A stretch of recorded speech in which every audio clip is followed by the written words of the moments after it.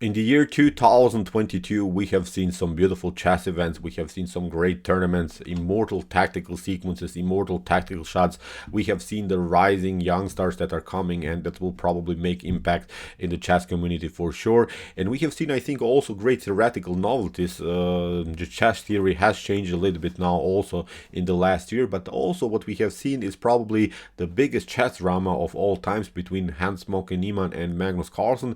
And I don't want to dive into this matter deeper because you probably know what's going on. But what I did recently, I've searched for more games that have been played by Magnus Carlsen and Moke Niemann, and basically I found that actually the games that they played before the whole drama were really cool, with really cool tactical ideas, with immortal tactical sequences. And in this game that I prepared for you today, it was a rapid game from the Airthings Masters in 2022.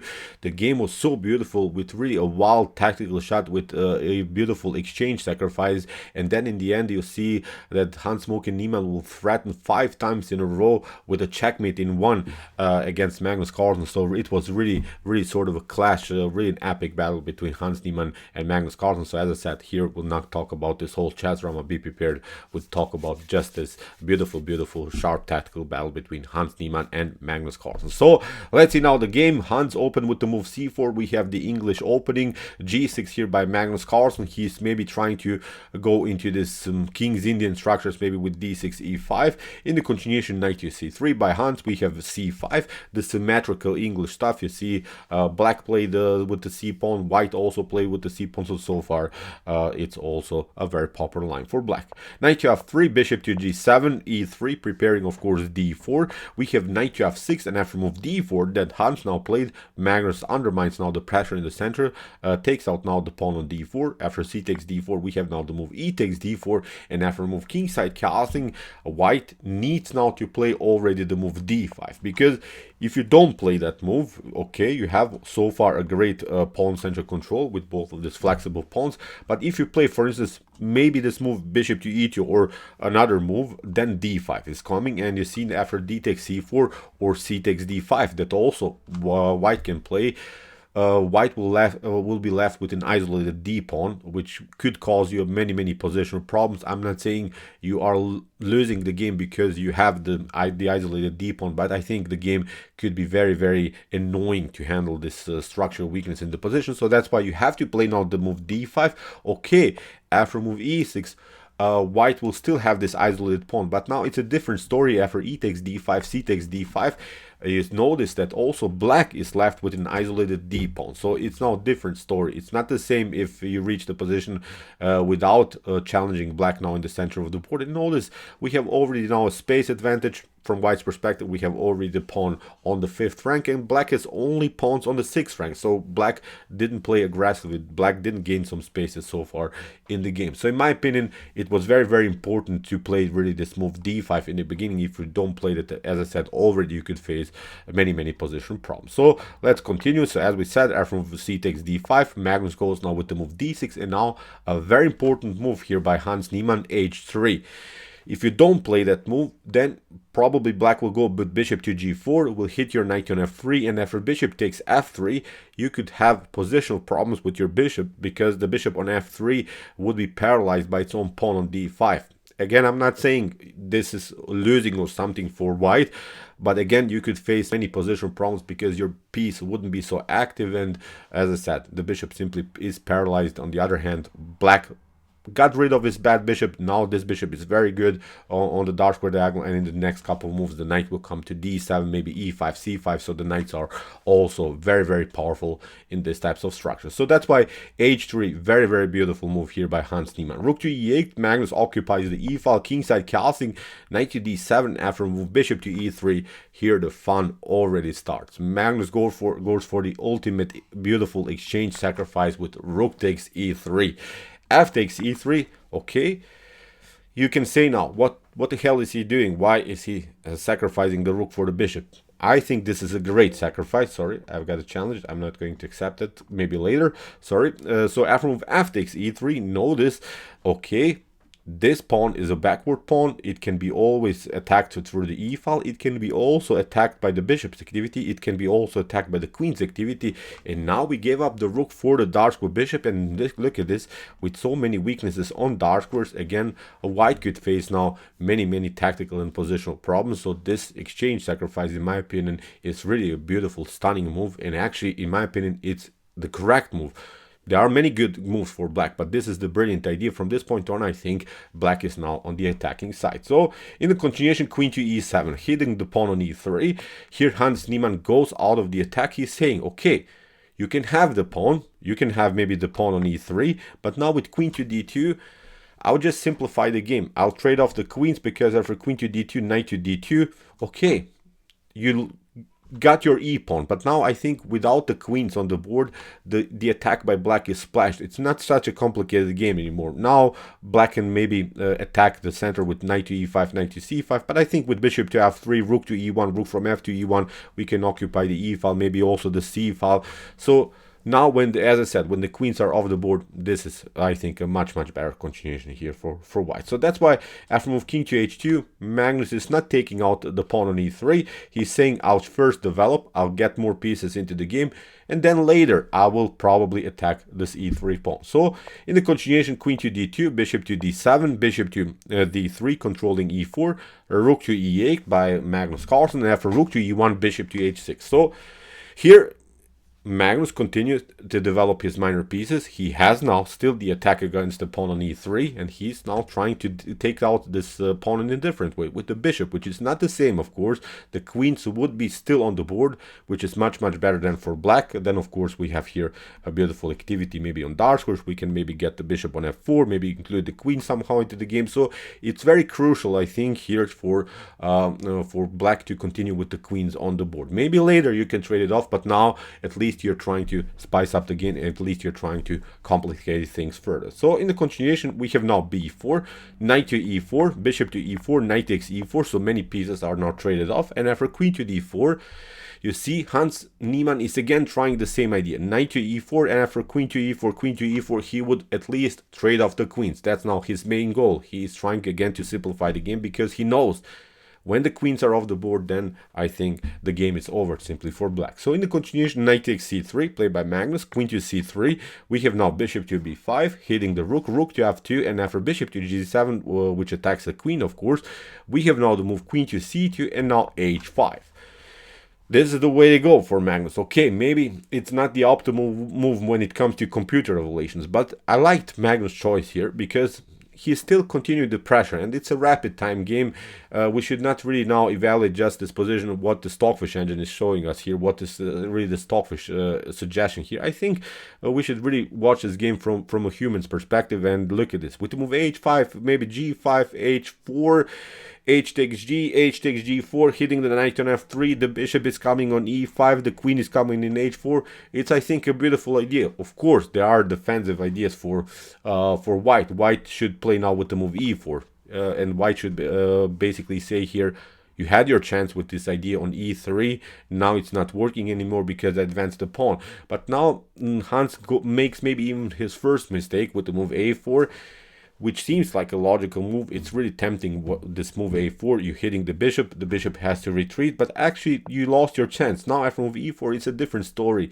You advance the pawn now the pawns are also vulnerable to some attacks by black. So as I said, it's a little bit different now to push the pawn on e4 now or before this move. So in the continuation, we have now rook to c8. Look at this, the queen is now endangered, and again a new move that's maybe not so good here by Hans Niemann. He played now the move queen to b3. He allowed here Magnus Carlsen to get his rook in a beautiful way into the game. A better choice would have been queen to b1, but of course then also the pawn on a4 is hanging. So as I said, every move in this position is really dangerous already, especially because of the fact, okay, Magnus Carlsen is down the exchange, but he has the powerful bishop pair in such an open game, and in a game that has many weaknesses here in white's camp. So as I said, it's not the same if you maybe are continuing the game without the bishop pair. If you would have maybe one bishop and white maybe doesn't have the knight, then it would be, I think, really huge different story. Now after this scenario. Already look at this, how the bishops are dancing all over the board, so it's already a dangerous game for white. So after move queen to b3, as we said, Magnus is going into the game with his aggressive move, rook to c3, queen to d1, rook to c4, hitting all of the pawns on the 4th rank. We have now the move e5, d takes e5, d6 by Hans Niemann, attacking the queen further, queen to f6, a dangerous choice here by Magnus Carlsen, getting the queen in front of the rook. There are now several tactics that are working maybe here for white. I think the main attacking goal has to be your move knight to e5. Knight to e5 would of course liberate the f file and also would attack the f7 weakness. So that's why here in this predicting position, Hans Moke Niemann should have played king to g1, and this would be now a huge threat. I'm not sure how black would even protect this position, maybe with rook to f4, but again, if something gets clear, then the game again is simplified when we trade off the rooks maybe on f4. Here in the continuation, Hans played now the move queen to d5. He's trying still to attack the pawn on f7, but it's a different story because now Magnus has the chance here at least to attack the weakness on d6, the weak d6 pawn. We have queen to e5. Now after queen to d6, queen takes d6 and rook to d6. Okay, Hans says probably here, okay, the game is now finally simplified. Probably I can get out of this attack something because, okay, we have here a 3 versus 2 pawn majority by black here on the king side. But now, as I said, when the queens are off the board, this is really not so dangerous. Now I think if white plays the game correctly, this could be a much better continuation. So after move rook to d6, knight to g5, again hitting the pawn on f7. We have here bishop to f6, knight to e4, attacking the bishop, bishop to e5, first the check, king to h1, rook to d4, attacking the knight on e4. We have a rook to d2, and after bishop to a4, rook takes d4, bishop to d4, we have knight to d6 by Hans Niemann. He's saying, I will grab now the pawn on b7, simplify the game enough. So again, here Hans is hoping to get the simplification, trading off more pieces, maybe trade off the knight for one of these bishops is working here. So it's, I think, now the main endgame goal for white. In the continuation, bishop to c3 by Magnus Carlsen, we have a rook to e4, b5, and after rook to e8, king to g7, now comes the crucial, I think, endgame moment here. It's not so easy even to see what is actually the best move here for white, but actually this next move by Hans Niemann was a huge mistake. He played now the move rook to e7, and he's attacking the pawn on a7, which really makes sense, and he's also attacking the pawn on f7. This makes really sense what he's doing, but actually this is not working because you are vulnerable with this move. Bishop takes b4 and the knight is hanging, and this is now a huge problem because what you should have done is rook to a8, going behind this pawn. If now bishop takes b4 happens, then we have rook to e8, knight to e8, pardon me, getting out of this attack, and then maybe afterwards we can take out the pawn on a7. It's different. It's a different story if you play now rook to e7 like Hans Moke Niemann did, because when we play now bishop to b4, you don't have time to take out the pawn on a7. You have time maybe to pick up the pawn on f7, but it doesn't matter. When we get out of this attack by the rook, notice you don't have time to take out the pawn on a7 again because your knight is hanging. That's now the huge difference. The knight is always hanging. And if you, as I said, play now knight to e4, if you get out of this attack like Hans Moke Niemann did, now after move a5, this is already bad for white because now we have connected two passers that are supported by both of these bishops, and suddenly black is taking over. Black is, I think, winning this endgame here. You have several threats, but if, in my opinion, black plays now the game correctly, this is simply game over for white. So let's go back. Really wild stuff. Instead of this move rook to e7, you should play rook to a8, attacking this pawn in a different way. As we said, if you play bishop to b4, we get out of this attack. It comes, of course, with the check, and now we can maybe play afterwards and maybe pick up also now finally this pawn on a7. So it would be a different story. So as we said, after king to rook to e7, bishop to b4, okay, you took this pawn, but it's a different story. Knight to e4, a5, and from this point on, basically, black is taking over. So in the continuation, h4, look what Hans is doing. Hans is threatening now checkmate. Knight to g5 and rook to h7 are now serious threats that you have to handle. But Magnus kept it calm. Plays now bishop to b3, rook to a7, a4 by Magnus, and now g4. G4 is immediately threatening G5, again a new checkmate. So you see Magnus get now challenged twice by a simple threat by a checkmate in one here by Hans Niemann after move G4. Here we have H takes G4. For instance, if you play knight to G5 instead of G4, this could be also a serious threat, but I think again it's defendable with bishop to G8. You're controlling H7.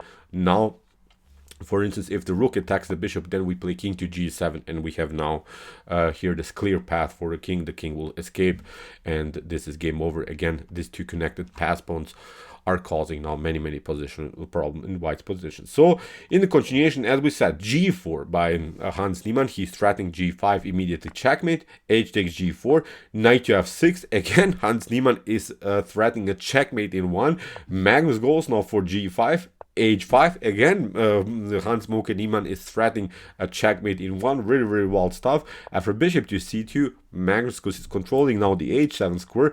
King to G2 by Hans Moke Niemann, and after bishop to C3, again knight to G8. Here attack against the king. We have king takes H5, and again Hans Moke Niemann is threatening a new checkmate in one by this idea rook to H6. Really wild stuff. But again, Magnus keeps it cool. Plays first a check. We have king to G3, bishop to E5. The king has to step back, and now Magnus creates now breathing space here for the king, an escape route. Now the king will come on G4, and this is game over. King to E3 in this position. After move G2 in this position, Hans Niemann resigned. Really wild stuff.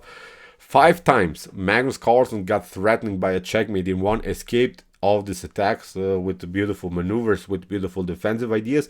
But you see, Magnus always defended the position and kept the progress with the king, kept the progress with the pawns, took some pawns and liberated now this route for the king. And after this move G2, the game was over. Magnus won now this beautiful tactical battle. So okay, this was really brutal game. I hope that you enjoyed it. I really enjoyed it a lot. So it was really a beautiful epic game before the whole drama even started between Magnus Carlsen and Hans Moke Niemann. I really enjoyed this game. If you want to see more beautiful tactical games like this, check out my commented chess games, the best chess games of all times. Here's also the link of our whole playlist, and if you want to see maybe the top engines battling it out in even wilder games, check out our best chess games, the commented chess games played by computers. And if you like this content, don't forget to subscribe to my channel. See you soon with some more videos on what to say. Chess is the best, of course.